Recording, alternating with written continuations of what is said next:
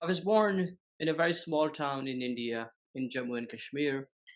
I mean, I'm the youngest of three brothers, so I think growing up as well, I just felt, aloof from other children. It could be a very protective family environment or many other things, but there was something always in me is to look and observe and try to understand it by sketching, by drawing, by creating 3D models of them. So since the town, even today, you won't find the art supplies necessarily. Like the best you can find is a pencil with HB, and that's an achievement. And then you find a razor blade from your dad's shaving kit to sharpen the pencil.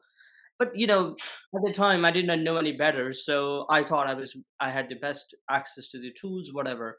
But that kind of absence of resources pushed me to seek more, try to see if this is a fork, which we did not have out of it, spoons, yes. How else could you use it? Because if you want to splatter a painting, if you want to apply a texture, forget about anything. So that actually began another journey within itself. So I was making art ever since I was a child. I was finding opportunities in the school to write on the bulletin board, or if any festival was happening at the school, I would love to create posters and banners. And so those were my moments of expression of art, I will say, because there was no artist in the town, there is no access to TV at the time, there is no internet. So art was was around you, or what you saw in the church, because that to me was the pinnacle of good art at the time, because there is no other things I had seen. So I just started understanding them and expressing them in those mediums, whatever I found around. Were you aware of being different? Were you different? I mean, this is a you're talking about Jugaad as being a sort of a an Indian sensibility, a way of being in the world, right? And that resourcefulness. But it seems like you had something else. I mean, you know, for you to be able to create what you have created in the world.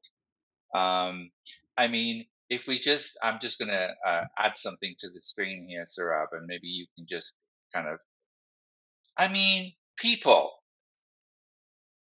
look at this. Tell us about what we're looking at, Sarab. So these are paper botanicals, and I am trained as an architect and a landscape designer, and then I went to Parsons for my interior design, but for some reasons I had to drop it earlier than I wanted. And I was living in Harlem. you know, I did not have any money and tools, and I was very new to the country, but this making urge is very strong. So there was not many, windows in the apartment. Again, I had converted this living room into my studio with one window. So gardening was a passion ever since. So with some paper and glue, I thought I could at least make some attempt in flowers, and that's how it started. And then it became many things from there.